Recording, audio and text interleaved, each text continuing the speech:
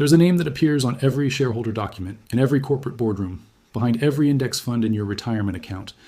It is not a government. It is not a central bank. It is a private company headquartered in a glass tower in Midtown Manhattan. And it has quietly accumulated more financial power than any single entity in human history. The name is BlackRock, and by the time you finish watching this video, you will understand why some call it the fourth branch of government.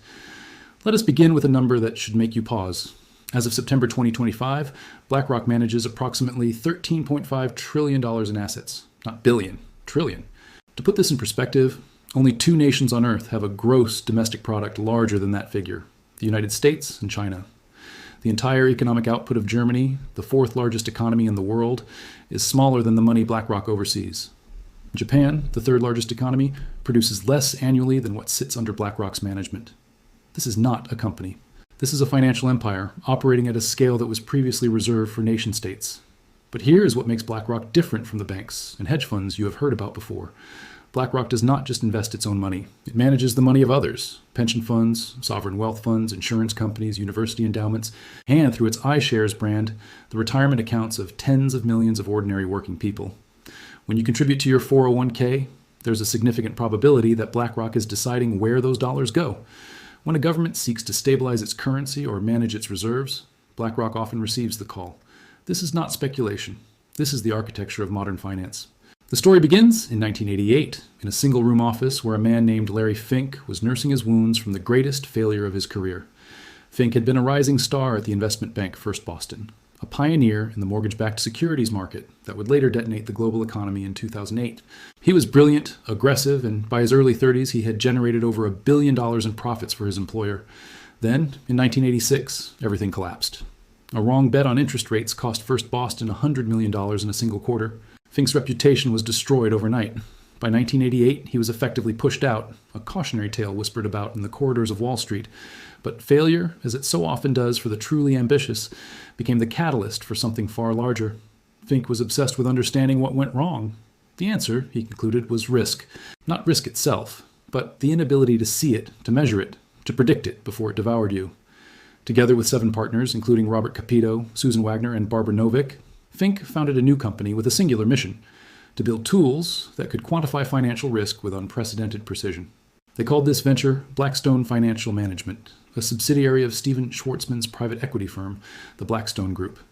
The initial seed capital was $5 million in credit. Within a year, they were managing $2.7 billion. By 1992, the company had grown so large and so different in character from its private equity parent that a separation became inevitable. Fink wanted independence. He wanted to build something that would outlast him. In 1994, BlackRock officially broke away from Blackstone, taking its name as a permanent tribute to its origins.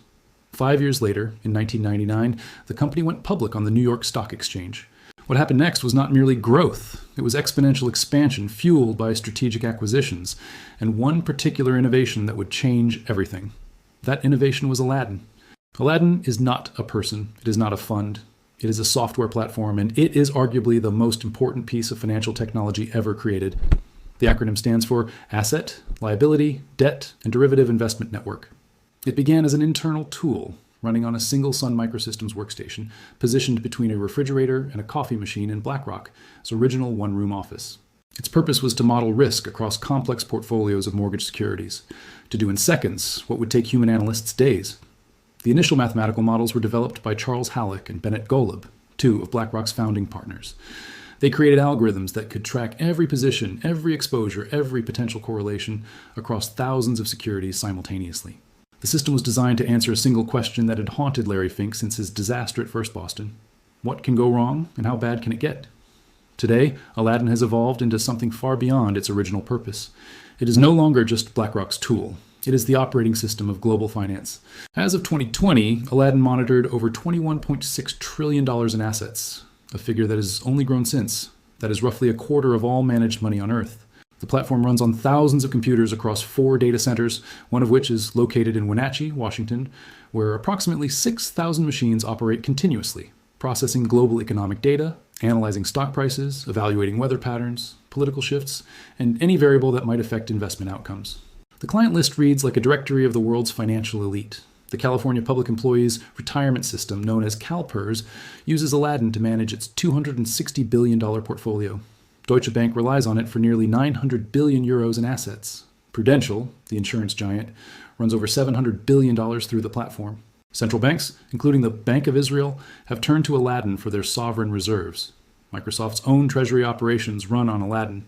Even Vanguard, BlackRock's primary competitor, has utilized the system. This creates a situation that is unprecedented in modern capitalism. BlackRock is not merely managing money. It is providing the infrastructure through which others manage money. It is the referee and the player. It is the map maker and the explorer. When critics describe BlackRock as a shadow bank, this is what they mean. The company operates at the center of the financial system without being subject to the same regulations that govern traditional banks. It has avoided designation as a systemically important financial institution by the Financial Stability Oversight Council, despite holding influence that arguably exceeds any bank on the planet. But influence over software and assets is only part of the story. The real power lies in ownership.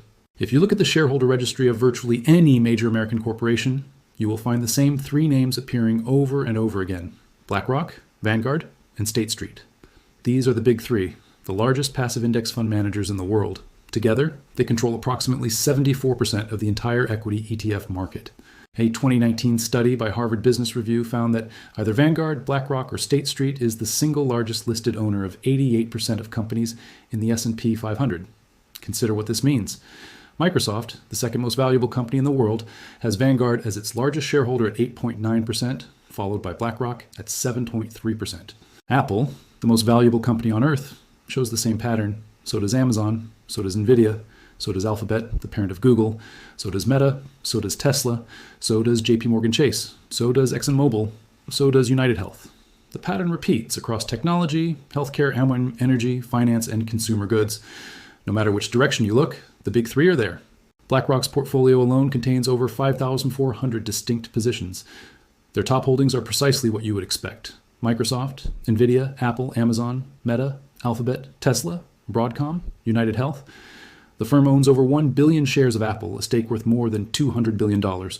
They hold over 600 million shares of Amazon, valued at approximately $95 billion. In Nvidia, the semiconductor titan at the heart of the artificial intelligence revolution, BlackRock owns nearly 180 million shares. These are not passive investments in any meaningful sense. They represent ownership stakes of between 5 and 8% in companies that shape the trajectory of the global economy. Ownership translates to votes. When you invest in an index fund managed by BlackRock, you technically own the underlying shares, but BlackRock votes those shares on your behalf through a process called proxy voting. This means that a relatively small number of people at BlackRock's investment stewardship team make decisions on executive compensation, board composition, mergers, acquisitions, and corporate policy for thousands of companies simultaneously. The numbers are staggering. According to BlackRock's own reporting, in 2023, the company voted at over 16,800 shareholder meetings on more than 152,000 individual proposals. They supported 90% of director elections, but rejected 10% due to governance concerns. Their stewardship team spans over 30 professionals across major financial hubs worldwide, conducting approximately 2,500 annual engagements with more than 1,900 companies in 44 different markets. Senator Elizabeth Warren has argued that BlackRock should be designated too big to fail and regulated accordingly. Senator Bernie Sanders went further in a January 2024 statement, calling the concentration of power in BlackRock, Vanguard, and State Street an oligarchy that threatens democracy itself. His exact words were that democracy will not survive with this concentration of economic and political power. Whether you agree with his politics or not, the underlying data is difficult to dismiss. But the relationship between BlackRock and power extends beyond corporate boardrooms. It reaches into the halls of government itself. In March 2008, as the financial system was beginning its historic unraveling, the Federal Reserve Bank of New York faced a crisis. Bear Stearns was collapsing under the weight of toxic mortgage securities, and the government needed someone to value those assets, to determine what, if anything, they were worth. The Fed awarded a no-bid contract to BlackRock. Over the following months, as American International Group imploded and the contagion spread, BlackRock was handed responsibility for managing over $130 billion in distressed debt from the failures of Bear Stearns and AIG. They also advised the Fed on the ring-fenced assets of Citigroup and evaluated the toxic portfolios of Fannie Mae and Freddie Mac after the government seized those mortgage giants. When asked at a January 2009 Senate hearing why BlackRock was the only firm qualified for these contracts, Treasury Secretary Timothy Geithner offered a simple answer: they come with a world-class reputation. No competitive bidding, no alternatives considered. BlackRock was simply deemed the only entity capable of navigating the wreckage. 12 years later, history repeated itself with even greater scale. In March 2020, as the coronavirus pandemic triggered the fastest market collapse in modern history, the Federal Reserve announced an unprecedented intervention. They would purchase not just treasury bonds, but corporate bonds and bond ETFs, categories of assets the central bank had never before touched. The entity selected to manage these purchases on behalf of the Fed was BlackRock. The arrangement was worth potentially $750 billion. BlackRock's Financial Markets Advisory Unit was given authority to purchase corporate debt, mortgage-backed securities, and exchange traded funds on behalf of the United States government. And here is where the conflict of interest becomes impossible to ignore. BlackRock is the world's largest issuer of ETFs through its iShares brand. Under the Federal Reserve's program, BlackRock was permitted to purchase its own funds on behalf of the central bank. They were simultaneously the buyer, the manager, and the seller. Congressional representatives including Ayanna Pressley, Rashida Tlaib, Alexandria Ocasio-Cortez, and Jesus Garcia sent letters to Treasury Secretary Steven Mnuchin and Federal Reserve Chairman Jerome Powell demanding accountability and transparency. Their concern was straightforward. Since 2008, when the Federal Reserve first hired BlackRock, the firm has nearly doubled in size. The Aladdin platform now monitors assets equivalent to more than twice the American GDP. More than 100 individuals have passed through a revolving door between BlackRock and federal government positions, central banks, or government-sponsored enterprises over the past 15 years. The firm spends over $2 million annually on federal lobbying. A New York Times investigation later revealed that during the pandemic crisis, Larry Fink was in constant contact with senior government officials as rescue measures were being designed. In emails obtained by the Times, Fink referred to the planning for bailout measures as the project that he and the Fed were working on together. Jerome Powell, when asked about his conversations with Fink at a July 2020 press conference, claimed he could not recall exactly what those conversations were about and said there were not very many of them. The emails suggested otherwise. One former analyst described BlackRock as being about as close to a government arm as you can be without being the Federal Reserve. This is not hyperbole. During both major financial crises of the 21st century, BlackRock was not just a participant in the rescue, they were architects of it. The global reach extends far beyond American borders. In Mexico, BlackRock manages portions of the country's pension system while simultaneously owning shares in the companies those pensions invest in. In Europe, BlackRock secured a contract with the European Commission to advise on integrating climate change considerations into EU banking regulations, despite being criticized as the world's largest institutional investor in fossil fuels. In Germany, Friedrich Merz, a former chairman of BlackRock Deutschland, stepped down to run for chancellor. In the United Kingdom, former Chancellor George Osborne became a senior advisor to the firm. In China, the relationship is more complicated and has attracted scrutiny from both sides of the political spectrum. In August 2023, the U.S. House Select Committee on the Chinese Communist Party launched an investigation into BlackRock's investments in Chinese companies accused of human rights violations and connections to the People's Liberation Army. A committee report in April 2024 found that index inclusion and fund investments had directed at least $1.9 billion into entities blacklisted by American authorities. BlackRock maintained that their products comply with U.S. law. In February 2025, 17 state attorneys general criticized the firm for inadequate disclosures regarding its China exposure. The tension illustrates a fundamental reality. When you manage money at BlackRock's scale, you cannot avoid geopolitical entanglement. Now, let us address the question that floats beneath all of this. Does BlackRock actually own these companies, or is this all an exaggeration? The answer requires nuance. When BlackRock holds shares of Apple through its iShares ETFs, BlackRock does not technically own those shares. The investors who buy units of the ETF own the underlying stock. BlackRock merely manages those assets on their behalf. This is why BlackRock's market capitalization, approximately $166 billion, is so much smaller than its assets under management, which exceed $13 trillion. The company itself is not that valuable because most of the assets it controls belong to others. However, this technical distinction obscures a practical reality. Control and ownership are not the same thing, but control may matter more. BlackRock's clients typically delegate voting rights. BlackRock decides how those votes are cast. BlackRock determines whether to support a merger or reject it. BlackRock decides whether to vote for or against executive compensation packages. BlackRock engages with corporate management on strategic direction. BlackRock sets the terms of engagement across thousands of corporations simultaneously. This is what scholars at Harvard Law School have called the agency problem of institutional investors. The people whose money is being invested, ordinary retirement savers, have essentially no input into how their shares vote. A small number of professionals at BlackRock, Vanguard, and State Street are making governance decisions on behalf of millions of Americans who have no idea these decisions are being made. The big three hold approximately 23% of the votes in S&P 500 companies with single-class share structures. That is not a majority, but it is frequently enough to tip any contested vote. The power is not absolute, but it is pervasive. It touches every sector, every major corporation, every retirement account. It operates in shadows that most people never see. And here's perhaps the most important part of this story.